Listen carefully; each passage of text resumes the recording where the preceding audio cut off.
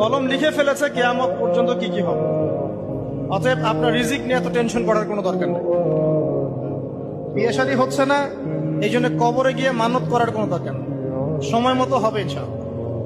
যখন রিজিক তাকদিরে লেখা আছে, সময় মতো ইনশাআল্লাহ হবে। তাকদিরের বাইরে রিজিক পাওয়া যায়।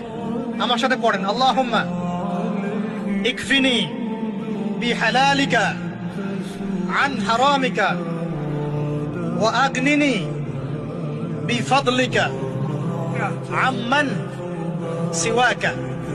এই দোয়াটা পড়লে ইনশাআল্লাহ আল্লাহ পাকের শুকরিয়া যে যত বেশি আদায় করবে, আল্লাহ পাক বলেছেন লা ইন শাকারতুম লা আযীদান্নাকুম, তোমরা আমার শুকরিয়া আদায় করো, আমি তোমাদের প্রতি আমার নিয়ামতকে বাড়াই দেব।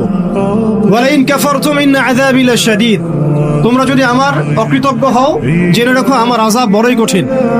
সবসময় চিন্তা করব আমাকে আল্লাহ কি দিয়েছেন, এটা চিন্তা করব না আমাকে আল্লাহ কি দেন নাই। আল্লাহ পাক আমাকে সুস্থ রেখেছেন, নিরাপত্তা দিয়েছেন, আমি খাচ্ছি, পান করছি। এই যে নিয়ামত, আল্লাহ পাকের যে অগণিত নিয়ামত, এটাকে স্মরণ করা এবং সে অনুযায়ী শুকরিয়া আদায় করা, দোয়া কবুল করানোর জন্য সেটা এটা। আমাকে যদি বলেন যে সব আপনার জানার মতো সবচেয়ে বেস্ট ওসিলা কোনটা দোয়া কবুল, আমি বলবো এটাই। এটা সেটা হচ্ছে আপনি আল্লাহ রাব্বুল আলামিনের এই একত্ববাদের ওসিলা দিয়ে দোয়া করবেন। দোয়া করার আগে আল্লাহ পাকের প্রশংসা করা, আলহামদুলিল্লাহটাও আল্লাহ পাকের প্রশংসা, এবং রাসূল সাল্লাল্লাহু আলাইহি ওয়াসাল্লামের প্রতি দরুদ শরীফ পড়া একবার, অন্তত একবার, চাইলে আপনি অনেক পড়তে পারেন। এরপরে যে বিষয়টা আপনি চাচ্ছেন তার আগে বলা, আল্লাহুম্মা ইন্নী আসআলুকা বিআন্নী আশহাদু আন্নাকা আনতাল্লাহ লা ইলাহা ইল্লা আনতাল আহাদ as-samad alladhi lam yalid wa lam yulad wa lam yakul lahu কুফুয়ান আহাদ। এরপরে আপনি দরুদ শরীফ পড়ে দোয়া করার চেষ্টা করবেন। আপনারা জিন্স পরতে পারবেন না, মেয়েদেরকে বলছি, এবং টি শার্ট পরতে পারবেন না।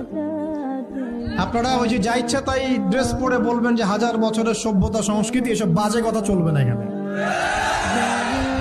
এটা হাজার বছরে কোনোদিনও আমাদের দাদা নানিরা এগুলা যুব সমাজের সবচেয়ে বড় টেনশন রিজিক।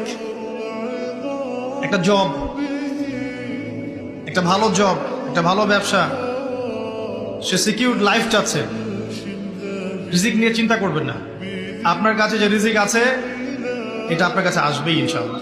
হয়তো সময় লাগছে, কিন্তু আপনার কাছে আসবে ইনশাআল্লাহ। আপনি হালালের উপর থাকবেন, ন্যায়ের উপর থাকবেন। আপনি অন্যায় পথে রিজিক সার্চ করবেন না। আপনার তাকদিরে যে রিজিক আছে আপনার কাছে আসবেই। সবচেয়ে সৌভাগ্যবান ব্যক্তি কারা? সবচেয়ে সৌভাগ্যবান ব্যক্তি কাদেরকে ধরা হতে পারে?